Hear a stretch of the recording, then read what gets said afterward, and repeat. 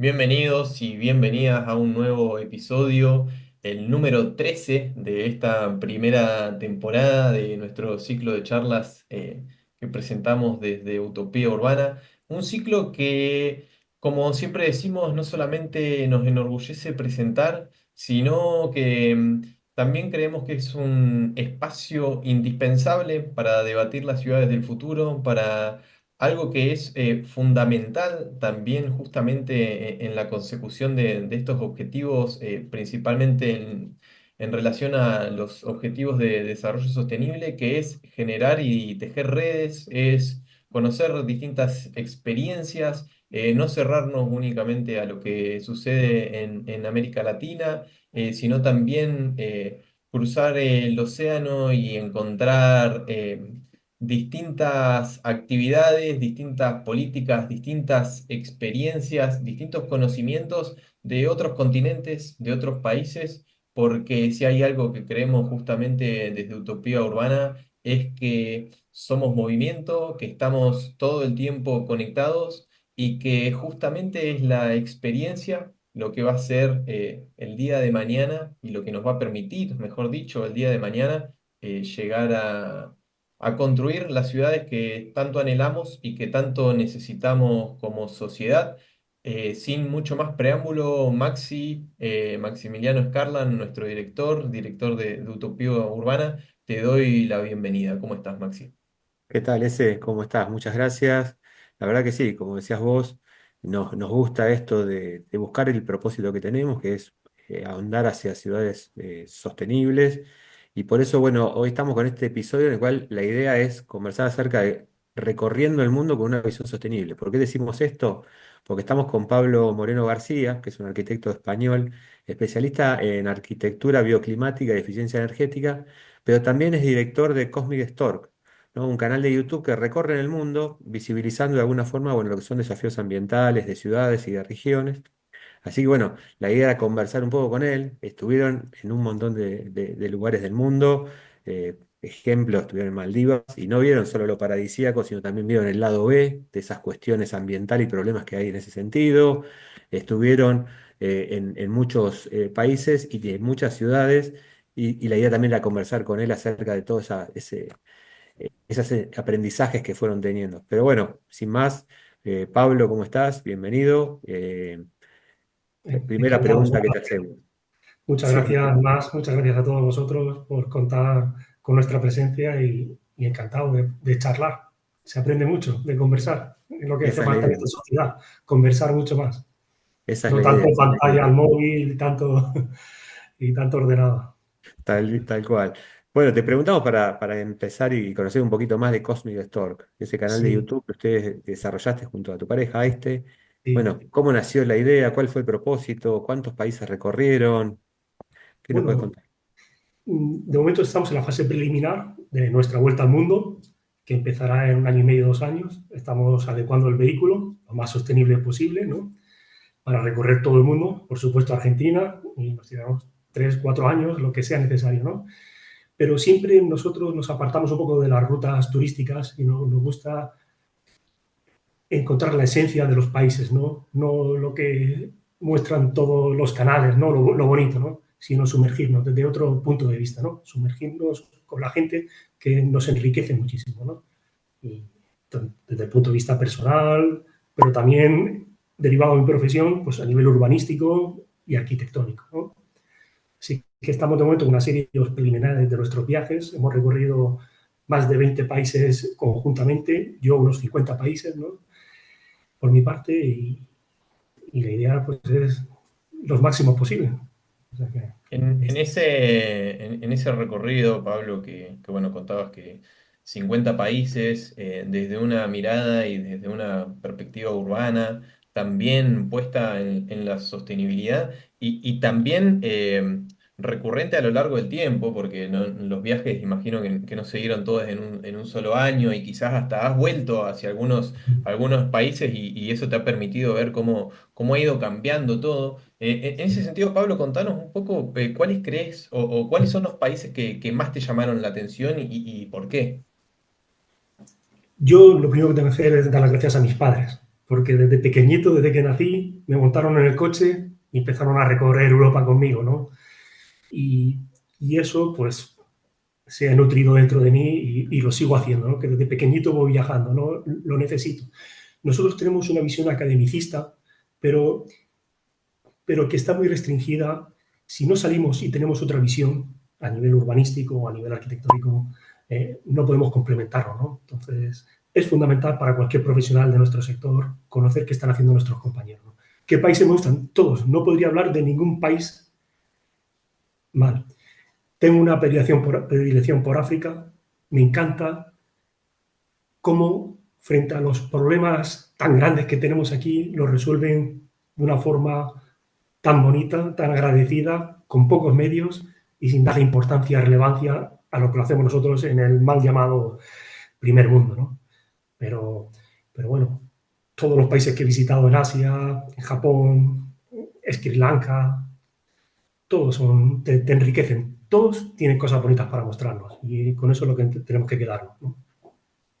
Pablo, y dada tu expertise, digamos, ¿no? Vinculada a cuestiones de la arquitectura bioclimática, pero también con tu honesta mirada así sostenible, te pregunto un poco, porque está muy alineado a lo que planteamos nosotros, ¿no? De esta transición hacia ciudades inteligentes, sustentables e inclusivas, como decimos en Utopía Urbana, donde buscamos mejorar calidad de vida y gestión participativa de la gente también. Pero, ¿cómo ves vos o cómo es tu visión? Y desde el ámbito que lo tenés, ¿no? Y desde tu conocimiento sobre las ciudades sostenibles, ¿qué nos podés decir en cuáles creés que se está aplicando un poco más de las que visitaste, sobre todo esa mirada, esa lógica? Sí. Para mí, lo más importante es siempre mirar al pasado. Nosotros siempre hemos dicho que somos enanos a hombros de gigantes. Si no tenemos ese reconocimiento de nuestras generaciones precedentes, de todo lo bien que han hecho, avanzaremos muy poquito, ¿no? Hay ejemplos magníficos de ciudades bioclimáticas de hace 5 siglos, 10 siglos, 15 siglos, y son un ejemplo. Os voy a poner un caso que me gusta comentarlo a mis alumnos, que analizamos muchas ciudades en el mundo, ¿no? El caso de Hyderabad, por ejemplo, que está en Pakistán, que se reconoce como la ciudad Los Cazadores del Viento. Y lo interesante es que tenía un clima muy cálido, pero de las montañas venía un aire fresco, pero alto. Y eso hicieron unas chimeneas captadoras de viento, ¿no? Le llamaban Malkaf, que es parecido a los Bajir, ¿no? Los Bajir son torres de viento que están en todo Oriente Medio, que captan el viento por todos sus lados, ¿no? El Malkaf es unidireccional. Entonces entraba el viento por la parte de arriba, bajaba, refrescaba toda la vivienda y luego salía. Cada casa tenía una chimenea del viento de 10, 15, 20 metros de altura, un skyline precioso. ¿Qué pasó? Pues que llegaron los colonizadores, no voy a decir quién, pero a mediados del siglo XX construyeron una presa, una central hidroeléctrica y llevaron suministro eléctrico a la ciudad.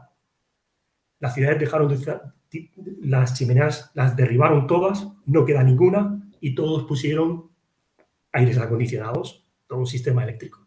Entonces, si ese es el futuro nuestro, pues por ahí no quiero ir yo. Prefiero mirar a esas soluciones pasivas y no tanto a las soluciones activas, ¿no? Tenemos miles de soluciones y miles de ejemplos que podemos hablar, de los que queráis, ¿no? Y ya que lanzaste esos ejemplos del pasado, ¿no? Hay algunos que en alguna conversación que tuvimos me citabas, ¿no? Como el caso, bueno, de Túnez, hay Matmata, o los rascacielos de barro de Yemen. Hay algunos de esos que están buenos como para contarlos, ¿no? ¿Qué nos puedes decir ahí? Sí, es muy importante es saber dónde estamos realizando el edificio, la vivienda, la ciudad. Es decir, el clima. No es lo mismo un desierto como el que tenemos en Túnez, donde es un clima muy árido y la vivienda lo que hacen es enterrarse dentro, los matmatas, con un patio central donde está el pozo y tienen las casas excavadas con un control térmico precioso y maravilloso, pero no es lo mismo ese clima que el clima que hay en Valencia, que el que hay en cada zona. El problema, después del movimiento moderno, que tuvo muchas cosas muy buenas, es que se malinterpretó y valía la misma solución arquitectónica para cualquier parte del mundo, sin tener en cuenta el clima, las orientaciones, el lenguaje vernáculo, la materialidad, el kilómetro cero. Entonces, eso no puede ir. Tenemos que echar una mirada atrás y aprender de nuestros ejemplos. Yemen, un país precioso, inaccesible, pero tiene los primeros rascacielos de la historia están en Yemen y son de barro y tienen 14, 15 plantas hechas de barro, cada casa, los materiales de la zona. Clima muy árido y conseguían con esos rascacielos, primero, que arrojaban sombra los unos a los otros. El barro tiene mucha inercia térmica, aislaba muy bien, pero es que aparte tiene un sistema de captación del agua de lluvia, ya hace 500 años, que siguen en pie en muchos de los rascacielos de hace 500 años. Entonces, todos esos principios se pueden aplicar perfectamente hoy en día, pero no se hace. No se hace. No, Ejemplos tenemos muchísimos. nos contabas ahí, bueno, un poquito de ejemplos que te han llamado la atención y que realmente son muy interesantes. El caso de los rascacielos de barro es, la verdad que es increíble cómo lo pueden hacer.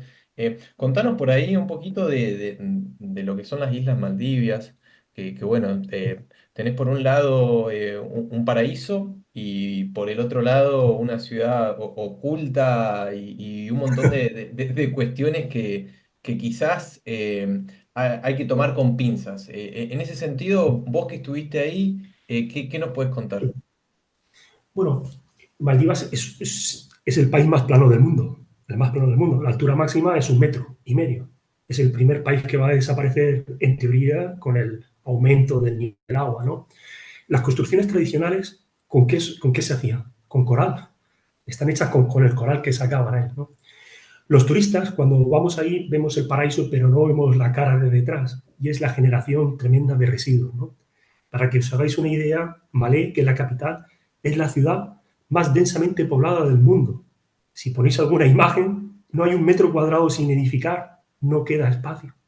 Esa ciudad está generando más de 300 toneladas de residuos al día y no había ningún lugar para depositarlos. ¿Qué hicieron? Pues a pocos kilómetros de la capital había una laguna y decidieron la laguna transformarla en un vertedero. Y de hecho van todos los barcos diariamente de Malé, de la capital, a esa isla artificial creada, que es una isla de basura. Una isla de basura. Pero se arrojan todos los desperdicios sin ningún tipo de tratamiento, ningún tipo de reciclaje, ni de separación, nada. De eso no se habla en ningún canal de YouTube. Nosotros tenemos un vídeo entero sobre lo peor de Maldivas, ¿no? Y como ese ejemplo podemos tener en India, en Bangladesh, en muchísimos países, ¿no? No hay un tratamiento. ¿En Todo qué eso otro? se vierte al mar, todo eso se vierte al mar, las pilas alcalinas, todos los hierros, toda la contaminación es salvaje en esa zona. Sí, sí, hemos visto los videos que subieron a, bueno, a Cosmic Stork, el Sí. canal de ustedes. La verdad que es sorprendente, ¿viste? Porque todo el mundo se queda con esa mirada del paraíso turístico, que es hermoso, porque el lugar es hermoso, como bueno, las playas que tiene, ¿no? Pero cuando haces unos pocos metros, como mostraban ustedes, y pasás al otro lado de algo desconocido, te sorprende con esta crisis ambiental que están generando y que nosotros también hemos mostrado, bueno, en algunas notas, todo lo que es la isla de plástico que ya hay en el Pacífico, de basura, Ujú. eh, que tiene el tamaño como si fuera Francia, ya una cosa que es una locura la Sí, situación en la que sí. estamos y evidentemente, como decías vos, en el caso de Maldivas, en la perspectiva con el cambio climático, el aumento del nivel del agua, le va a traer grandes problemas. Sí, sí, sí. Ahí cada isla son muy pequeñitas. Tiene una parte que es la zona turística, que llama, pero en la parte de atrás está la zona local, donde están la gente local, que es la gente extraordinaria, maravillosa. Yo estaba siempre en la zona local, no estaba en la otra zona. Y la zona local, que es la que no ven los turistas, pues es donde están todos los residuos que llevan los turistas ahí. Y los incineran directamente, pero en el agua, y lo tiran luego al agua. Entonces es un problema. De hecho, ahí en Maldivas está una de la mayor fábrica de Coca-Cola del mundo con agua de mar. La traen del agua de mar. Ocupa una barbaridad de una isla y todos son plásticos de la Coca-Cola para llevarlos a toda la isla, ¿no? Hay un problema de concienciación ecológica muy grave. Tampoco han tenido los líderes políticos, salvo alguna excepción honrosa, que hayan motivado ese tema. Realmente cuando entrevistamos y conocemos distintos proyectos que se dan en distintos lugares del mundo, desde América Latina siempre se termina cayendo en una comparativa de que es cuánto nos falta para ser Europa. A nosotros nos gusta siempre decir que no queremos ser Europa, no por una cuestión de que no nos guste cómo trabaja, sino de que creemos que es necesario encontrar nuestra propia idiosincrasia, nuestra propia estructura y también poder adecuar nuestras políticas públicas, nuestros emprendimientos, incluso nuestras investigaciones y nuestra academia a nuestras necesidades, pero también a nuestras realidades, porque no tenemos la misma capacidad económica, no tenemos la misma infraestructura, no tenemos el mismo conocimiento, ni tenemos la misma capacidad viéndolo desde arriba. En ese sentido, Pablo, por ahí nos interesa que nos comentes cuál es tu análisis que vos, o el análisis que vos haces de por ahí las distintas ciudades sostenibles de España, porque nosotros a veces nos quedamos con una imagen de que están a años luz de nosotros y generalmente cuando entrevistamos a personas de España nos bajan una realidad en la que así como nosotros valoramos y decimos que están buenas un montón de cosas que hacen allá, generalmente nos suelen hacer la misma devolución para cosas que nosotros hacemos acá. Sí, Entonces, sí, sí. me parece que está bueno ese intercambio y Sí, sí. contanos un poquito cómo lo ves. Pues mira, a colación os voy a comentar que en los cursos que yo hago de bioclimatismo o que hacía anteriormente, cuando hablaba de la casa solar pasiva, los primeros ejemplos que tenemos en el mundo están en Argentina, con la Casa de Mendoza y la Casa de la Plata, de Enrico Tedeschi. Y son ejemplos de los años 80, 1980, cuyas soluciones constructivas no se impusieron en Europa hasta 30 años luego. A ese nivel habéis sido una potencia a la escala bioclimático de una vivienda, ¿no? Harían soluciones maravillosas de muros de agua, muros trombe. En España, hasta que entró el Código Técnico de la Edificación en el 2006, nadie sabía lo que era un muro trombe. Sin embargo, ahí tenemos en Argentina, no solamente en los años 80, sino que antiguamente, de forma tradicional, había muchos muros trombes que se construían en casas antiguas, ¿no? Muro trombe simplemente es un muro de inerte, se pone un vidrio delante, genera una cámara de aire y ese vidrio se crea como un efecto invernadero entre la casa y el vidrio. Y entonces conseguimos aumentar muchísimo la temperatura de ese muro y calentar de forma natural la vivienda, ¿no? Pues en Argentina en los años 80 se hablaba de muro trombe. Yo no he visto ningún muro trombe aquí en España, ningún muro trombe. También se hablaba de muros paritiodinámicos. Cuando entró el código técnico yo me puse a buscar información para explicarle a mis alumnos y en Google no había absolutamente ninguna información de lo que es un muro paritiodinámico. Me puse a investigar y en Italia sí que tenemos muros dinámicos, ¿no? Muros de inercia variable, ¿no? Y por ahí, o sea que esto es global, hay que nutrirse entre todos, ¿no? No somos una potencia, ni mucho menos, ni mucho menos. Y te pregunto, Pablo, ya que bueno, vos visitaste 50 países, con Aiste visitaron en conjunto unos 20, más de 20 Sí. decías, eh, ¿qué otras ciudades te han sorprendido para bien o para mal en este enfoque que estamos conversando? Pues muchas ciudades, muchas ciudades. Para mí las primeras ciudades importantes las tenemos desde el punto de vista ecológico, urbanístico, las tenemos en Grecia, ¿no? En Grecia podemos ir a la ciudad de Olinto, que se hizo en el siglo V antes de Cristo, donde por ley se obligaba a que ninguna casa arrojase sombra a otra casa, y que todas las casas tuviesen el acceso garantizado al sol. Derivado es el famoso hipocausto romano, ¿no? La forma de calefactar, que fue un invento de un ingeniero español, romano, pero que nació en España, ¿no? Y ese hipocausto, que es una forma de calentar la casa por abajo, no se ha inventado otro sistema mejor. Hoy lo conocemos como suelo radiante, ¿no? Y con la casa Fastword de Mies van der Rohe, que fue de las primeras en utilizar ese sistema, ¿no? Pero hay muchos sistemas tradicionales, ¿no? Y si hablamos de ciudades, pues por supuesto tenemos las ciudades griegas. Podríamos hablar, si nos vamos a España ya más moderna, no yéndonos para atrás, pues tenemos un caso paradigmático que es el Plan Cerdá de Barcelona, ¿no? Cómo se ha crecido con un ensanche, con una geometría de manzanas muy bien pensadas, muy bien ideadas, y fue un ejemplo tan bueno, tan maravilloso, que se puso por ley que cualquier ciudad española que se creciese tenía que seguir el modelo de Cerdá, de las manzanas de Cerdá, que se impuso en Barcelona, ¿no? El problema es que no se ha hecho igual. Por ejemplo, las manzanas de Cerdán estaban abiertas, no estaban cerradas, y eso creaba unos flujos peatonales, o sea, separaban las dos zonas, tráfico rodado, tráfico peatonal, zonas ajardinadas. Sin embargo, hoy en día todas las manzanas de Barcelona están colmatadas al 100%. No tenemos esas circulaciones, ¿no? Y después, eso mal interpretado, ahí las manzanas eran muy grandes, 180 metros, quiero recordar. Aquí en Valencia se hicieron de 120 metros, pasa, que está mucho más estrangulado el espacio, son todos chaflanes, casas con edificios con chaflanes, entonces mal interpretado es una mala solución.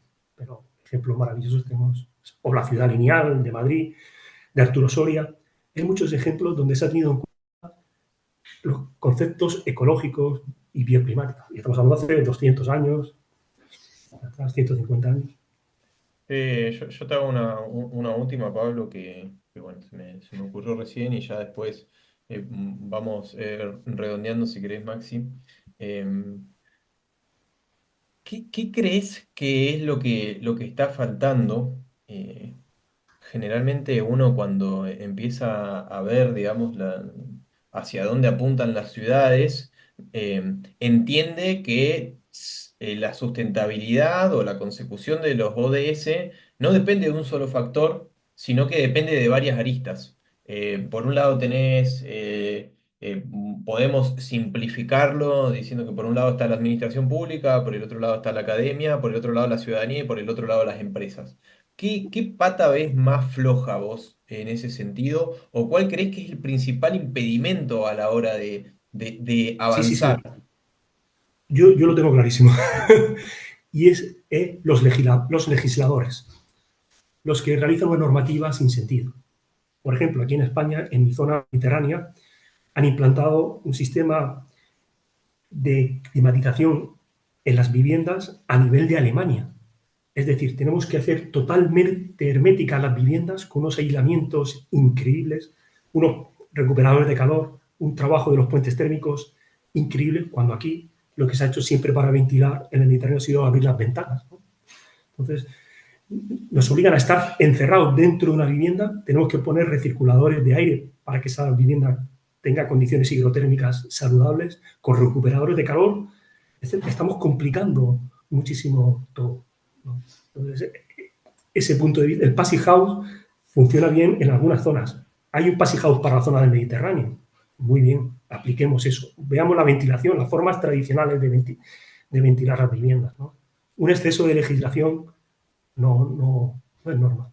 Entonces, Bueno, invitamos a toda la gente que se pegue en una vuelta digital por la cigüeña cósmica. Quienes no vieron aún el canal, tienen, bueno, reseñas, tienen visitas también a los distintos lugares del mundo y es muy interesante porque, bueno, además de ser viajeros, también tienen una perspectiva bastante interesante también sobre lo que va sucediendo en las ciudades, así que es un placer. Me sumo a la convocatoria de Maxi. Vamos a estar esperando el video de Argentina. Así que bueno, sin más, no sé, Maxi, si por ahí querés decir algo más, si no, No, solo para agradecerte, Pablo, la verdad que estamos en conjunto, somos una alianza también junto con Utopía Urbana, con The Cosmic Store, y bueno, y seguramente vamos a empezar a generar algunos contenidos en conjunto, así que también en ese sentido la idea es profundizar un poco todo esto, ¿no? O sea, esas diferentes visiones y experiencias, que es muy bueno traer acá lo que está pasando en el mundo, pero en tiempo real y con gente que lo está viviendo, como el caso de ustedes, y lo están disfrutando, que es lo más lindo de todo, ¿no? Así que, Pablo, no sé si querés unas últimas palabras. un abrazo a todos. Ha sido un placer. Estoy para lo que necesitéis y vivan la vida intensamente, que pasa muy rápido. Disfruten, disfruten, que es preciosa la vida. Bueno, ahora sí, esto fue todo por hoy. Muchas gracias también a nuestra audiencia por estar del otro lado. Son igual de importantes que todo lo que se ve en este lugar. Así que agradecerles, despedirles. Muchas gracias, Maxi. Muchas gracias, Pablo. Te deseo el mejor de los éxitos y un abrazo a 13.000 kilómetros de distancia. Esto fue todo en este ciclo en este episodio número 13. Nos vemos la próxima. Gracias, nos vemos. Muchas gracias.